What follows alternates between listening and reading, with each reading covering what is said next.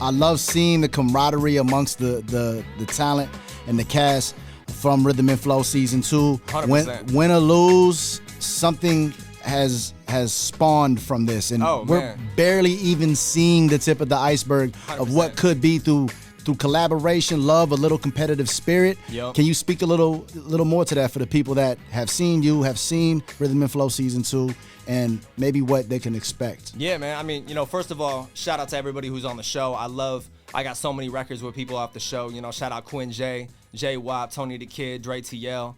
We got a lot of shit coming. I think that it was really one of those opportunities where you get a bunch of dope artists in a setting where, a competitive setting, and so everybody's kind of got their guard up. But after you start kicking it with everybody, freestyling, everybody's like, these guys are pretty cool. So I think it's just dope to see not just the collaborations I've done, but I love seeing the other people who are on the show who did, J Taj and DreTL song, super fire.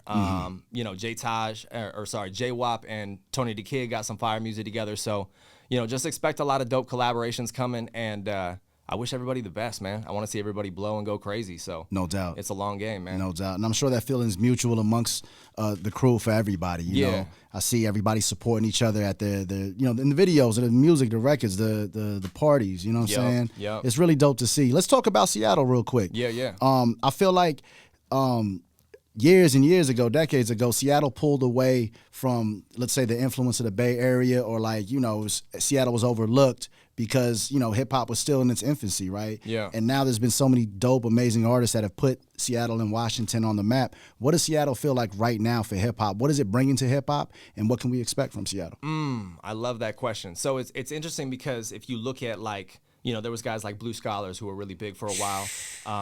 Then there was the run Prometheus. then there was the run of Macklemore, and then Lil Mosey, and then there's just kind of been these new waves. So, I've been seeing people like Laza coming out of there, myself coming out of there.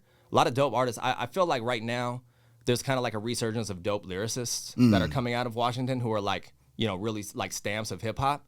And I think that because Mosey was very mainstream, you know what I'm saying? Yeah. And he had hits. So it's I think where we're kind of getting back to is a grassroots element where it's we got people who are focused on lyrics, bars, and hopefully that just continues to grow. So. Yeah, I always love seeing the grassroots element coming out of Seattle, because I felt as somebody that came up making music as an MC in Virginia and Vallejo and even in Atlanta, when you see the hustle and grind of independent artists from a grassroots level, especially the turntablists and the MCs that appreciate lyricism, you look at it from afar, and this is a compliment to you in Seattle and the state of Washington. It's okay, y'all doing it right. You're not picking up on the wrong cues to do things for the wrong reason. Yeah. And you're doing it for the right reason, and it may take a little longer to get there, right?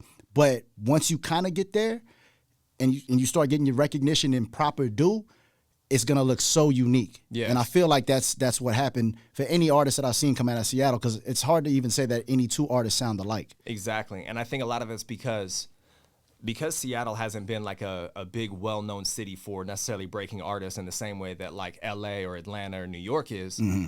Because you don't have that visibility, you got to really work for that visibility. But you learn a lot of lessons through that building that when you get to that point, it's you feel like you deserve it. Yeah. And you've also built and cultivated a unique sound to yourself. Yeah. So I think there's a lot of benefits to it being more challenging to be seen as you go on. And I can't imagine there's enough venues out there in a LA or wherever where you can hustle and grind like that. Or correct me if I'm wrong. Is there a lot of places to play? No. Not I haven't even played a whole lot in Seattle, but if you look at they got friggin' Showbox, Showbox Soto, they got the Crocodile, they got I'm blanking on a couple of them, but it's there's only a few select venues where it's if somebody's coming into the city and you're going to open up for them or you're going to throw your own show, there's a few key places, but there's not.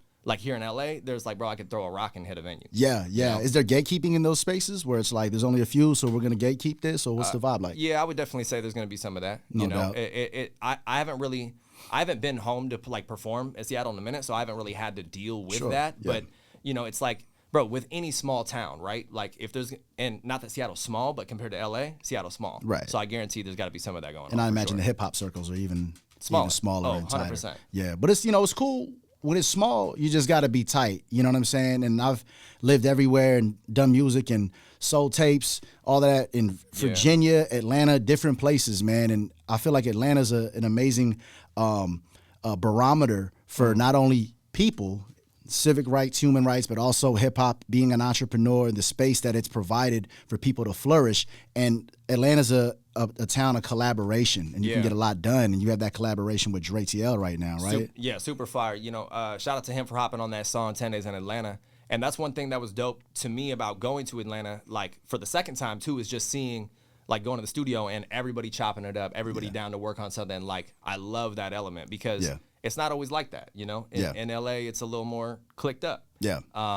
And so, you know, and shoot, even back to the Seattle point of, like, you know, you got to really grind to get your name out there. But when you do, you know, you're going to get that look. So it's like, that's the other point I want to make too is, like, you know, there might be less opportunities to go perform and stuff like that. But look at like La Russell and Vallejo and, like, putting on in the Bay. Like, he's like, bro, I'm going to do it in my backyard.